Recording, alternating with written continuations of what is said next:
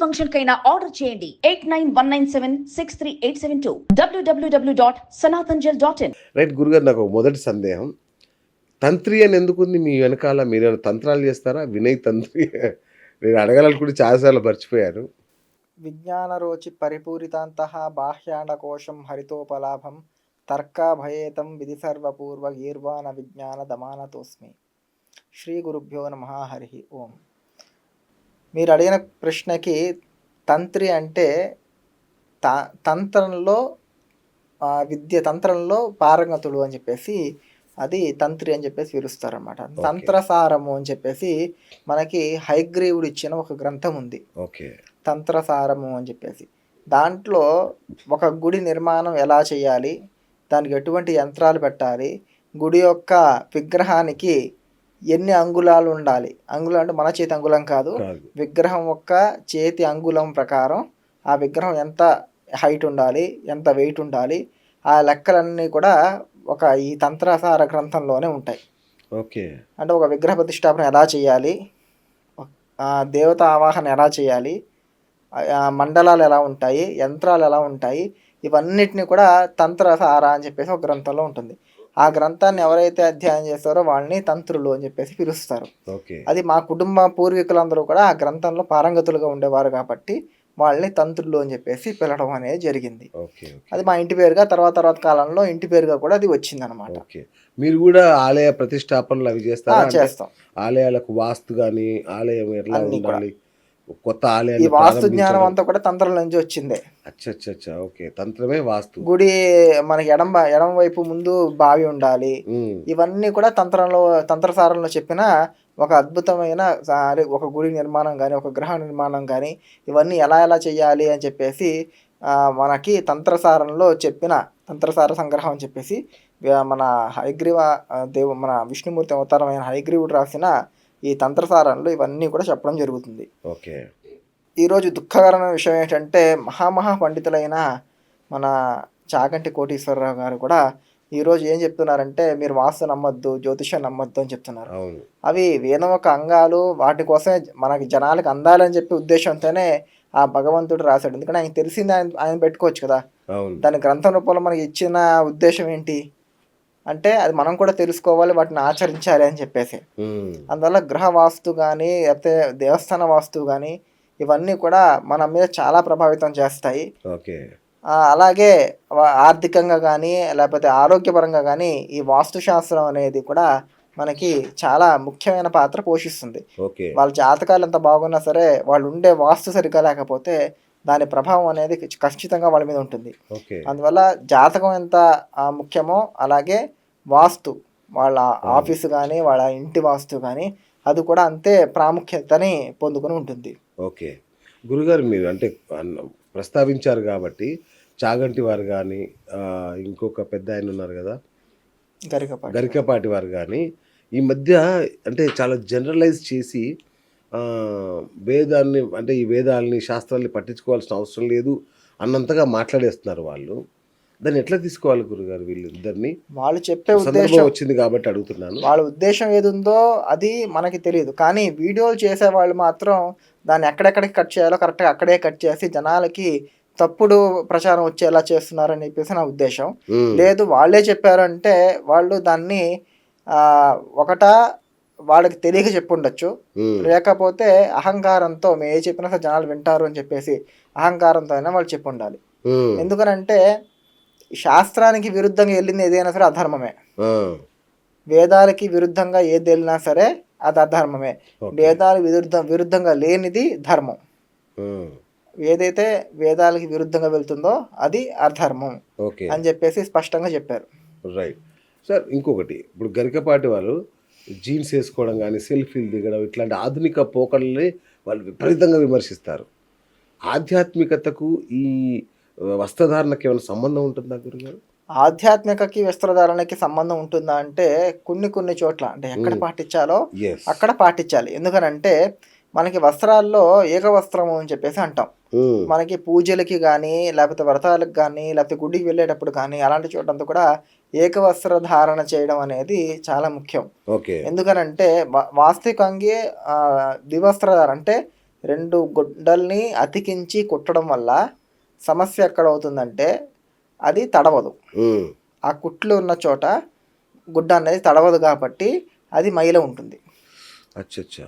ఎప్పుడైతే గుడ్డని ఏ గుడ్డనేమని వాళ్ళు కట్ చేసి దాన్ని మళ్ళీ కుట్టారంటే ఆ గుడ్డ మైల పడింది అని అర్థం. ఓహో. ఈ జీన్సే కానీ వాళ్ళు చెప్పినట్టు జీన్స్ మాత్రమే కాదు, నా లెక్కన షర్ట్ వేసుకోవడం కూడా ఒక రకంగా మైలలో ఉన్నట్టే. ఉమ్, అందుకే వేదాలు చెప్పేటప్పుడు చాలామంది ఈరోజు సమాజంలో నేను చూస్తుంటాను, వేదాల్ని షర్ట్ వేసుకుని చెప్తున్నారు. అది అవును. చాలా పెద్ద దోషం, వేదాలను అవమానించినట్టే అది. ఓకే. కారణం ఏంటంటే షర్ట్ వేసుకోవడం అనేది అది మైలలాగానే. దానికి కారణం కూడా చెప్తున్నాను. ఆ దారాలు కుట్టిన ప్లేస్ మీరు ఎంతసేపు నానబెట్టినా సరే నీటిలో ఓకే. ఆ దారాలు కుట్టిన జాగాలో అది తడవదు. ఓకే. అందువల్ల అంత కొంచెం తడవకపోయినా సరే బట్ట మొత్తం మైల లెక్కలోకే వస్తుంది. ఉమ్, అలాంటి మైల వస్త్రాలను వేసుకుని మీరు దేవుడి పూజ అవన్నీ చేయడం అనేది కరెక్ట్ కాదు. ఓకే. అందుకని పంచలో ఎక్కడ కూడా కుట్లు ఉండవు. అవును, కరెక్ట్. దాన్ని ఏకవస్త్రాన్ని పిలుస్తారు, ఒకే వస్త్రంతో అల్లుతారు దాన్ని. అచ్చచ్చా. అందువల్ల పంచ వేసుకోవడం వల్ల అది మైల కాదు, అది మడి అని చెప్పేసి చెప్పడం అనేది జరుగుతుంది. పట్టు పంచ కూడా అంతే. కానీ ఈరోజు దానికి కూడా జిగ్జాగ్ చేస్తాం. జిగ్జాగ్ చేస్తే మైలి కాదు, అది మడి కాదు. మళ్ళీ జిగ్జాగ్ చేస్తే మళ్ళీ అది మైలనే. అంతేగా. జిగ్జాగ్ చేయని వాటిని మనం మడి వస్త్రాలుగా పరిగణించబడుతుంది. ఓకే.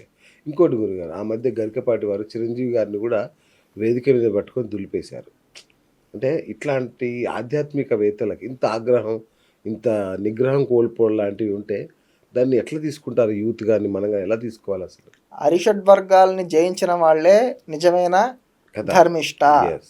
నిజమైన ధర్మాత్ముడు, నిజమైన పండితుడు అని చెప్పేసి చెప్పడం జరుగుతుంది. అవును. మన ధర్మం అధర్మం అంటే ఏంటంటే రెండు, ఒక రోడ్డుకి 2 అంచులు ఉంటాయి కదా. ఒక రోడ్డుకి ఇటు ఒక కొన ఉంటుంది, అటు ఒక కొన ఉంటుంది. అవును. ఒకటి శాంతి, ఇంకోటి శ్రద్ధ అని చెప్పేసి చెప్తారు. అంటే ఒకటి శ్రద్ధ ఉండాలి మనం చేసే పనిలో, ఎప్పుడు కూడా మనం శ్రద్ధ పెట్టి ఆ పని చేయాలి, అది దేవుడి పూజ అని చెప్పేసి. ఇంకోటి శాంతంగా ఉండాలి. ఇవి రెండు లేని మనసు ఎప్పుడు కల్మషంతో ఉంటుంది కదా.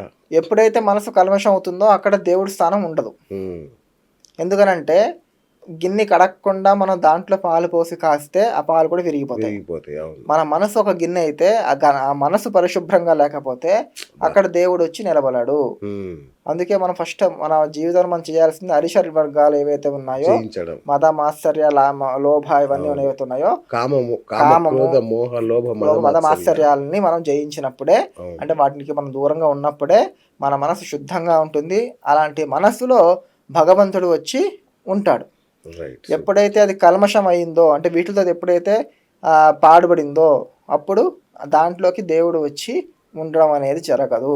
ఓకే. ఇంకొకటి గురుగారు, గరికపాటి వాళ్ళు స్త్రీల విషయంలో చాలా కఠినంగా మాట్లాడుతుంటారు. ఆయన ఇట్లనే ఉండాలి, నువ్వు ఇట్లాంటి వస్త్రధారణ చేయాలి, అలా ఉండాలి, ఇలా చేస్తావేంటమ్మా, అలా చేస్తావు. ఈ ఆధునిక కాలంలో కూడా స్త్రీ మీద అన్ని ఆంక్షలు పెట్టడం అనేది, వాళ్ళ మాట తీరు, వాళ్ళ జడలు, వాళ్ళ వస్త్రధారణ అన్నింటినీ అవహేళన చేసేలాగా మాట్లాడుతుంటారు. కరెక్టేనా ఇది? ఒకటి ఇక్కడ అవహేళన అనడం కన్నా పాశ్చాత్య దేశాల నుంచి మనం ఏవైతే తెచ్చుకుంటున్నామో ఓకేనా, వాటిని మన శాస్త్రాల్లో కొన్ని చోట్ల ఖండించారు.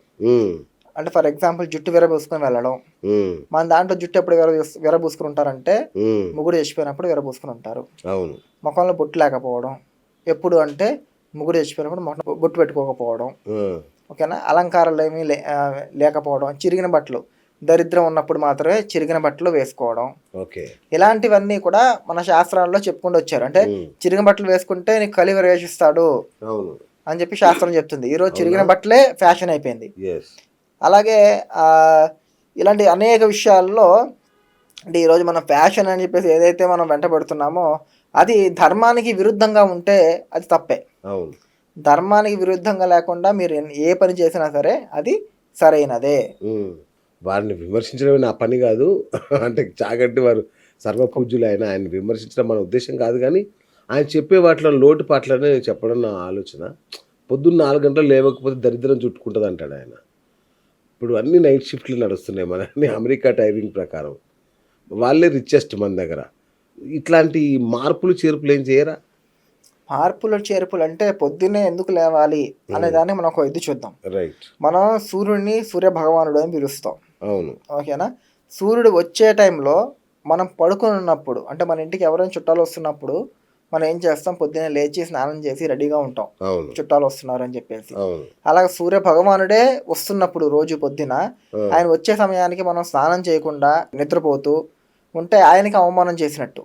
ఓకే వాస్తవికంగా ప్రతి ఒక్కళ్ళు కూడా సంధ్యాకాలంలో లేచి సూర్యుడికి అర్ఘ్యం వదలాలి ఆ, అని చెప్తుంది శాస్త్రం. ఈ అర్ఘ్యం వదలడం వల్ల వెనకాతల చాలా పెద్ద సైన్స్ కూడా ఉంది.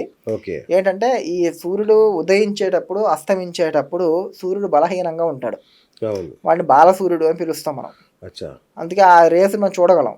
ఓకే మనం దాన్ని చూడగలుగుతుంటే సూర్యుడు బలహీనంగా ఉన్నాడని అర్థం. కరెక్ట్ అవును అలా ఉన్నప్పుడు ఆ సమయంలో దుష్ట శక్తులు, రాక్షసులు అందరూ కూడా ఆ సూర్యుడి మీద దాడి చేయడం అనేది జరుగుతుంది. ఓకే అలా సమయంలో మనం ఎప్పుడైతే సూర్యుడికి అర్ఘ్యం వదులుతామో ఆ అర్ఘ్యం వల్ల సూర్యుడికి శక్తి కలుగుతుంది.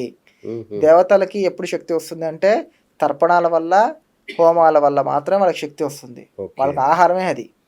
మనం ఓకే వదిలే తర్పణాలు, మనం వదిలే ఆజ్యాలు, వీటితోనే వాళ్ళకి శక్తిని పుంజుకుంటారు. ఓకే అందువల్ల ఆ సమయంలో మనం సూర్యుడికి తర్పణం ఇవ్వడం వల్ల నెగిటివ్ ఎనర్జీ అనేది సూర్యుడి దగ్గరికి రాదు. సూర్యకిరణాలు స్వచ్ఛంగా ఉంటాయి.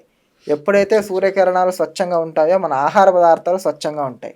ఓకే ఈరోజు కల్తీ ఆహార పదార్థాలని పక్కన పెడితే సూర్యరశ్మిలోనే దోషం ఉండడం వల్ల మ్మ్. సూర్యరశ్మి ఎప్పుడైతే మనం భూమిని దాటుకుని లోపలికి వస్తుందో అక్కడే అది నెగిటివ్ అయిపోవడం వల్ల అది ఆహార పదార్థాల మీద పడి జనాల మానసికంగా కూడా వాళ్ళు నెగిటివ్ ఆలోచనలు ఇవాళ పెరుగుతున్నాయి సమాజంలో.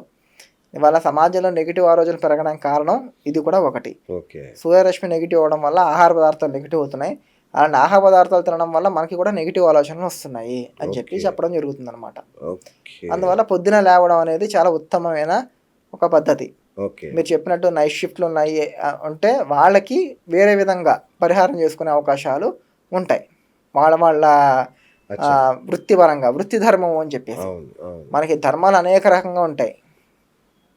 ఎన్ని రకాలు ఉన్నాయంటే వృత్తి ధర్మం ఉంటుంది, క్షేత్ర ధర్మం ఉంటుంది, కాలధర్మం ఉంటుంది, యోగ ధర్మం ఉంటుంది.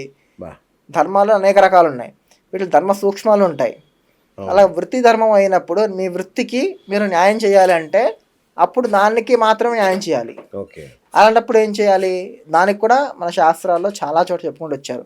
ఒక ఋషి పడుకుని ఉంటాడు, సాయంత్రం ఒక 6ంటికి ఆ సమయానికి పడుకుని ఉంటాడు. కలిపురుషుడు వచ్చి వాడిని లేపుతాడు.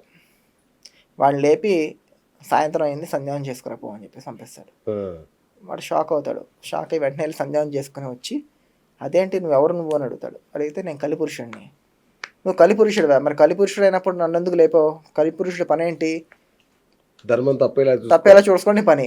అలా ధర్మం చేయమని చెప్పి నువ్వు ఎందుకు పంపిస్తున్నావు నన్ను అని చెప్పి అడిగితే, లేదు నువ్వు రోజు సంధ్యానం చేసేవాడివి, ఈరోజు మర్చిపోయావనుకో నీకు లేచిన తర్వాత ప్రాయశ్చిత్తం అవుతుంది.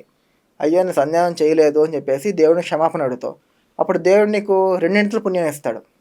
ఆ పుణ్యం రాకూడదని చెప్పేసి ముందే నేను లేపాను అని చెప్తాడు. అచ్చా ఓ ప్రాయశ్చిత్తానికి అంత పుణ్యం ఉంది. అంటే మనం మనస్ఫూర్తిగా మనం చేసిన తప్పు, నేను దీన్ని చేయలేకపోతున్నానని చెప్పేసి మనం ప్రాయశ్చిత్తం చేసుకున్నట్టయితే దానికి అధిక పుణ్యం వస్తుంది అని చెప్పేసి శాస్త్రాలు చెప్తున్నాయి. ఓకే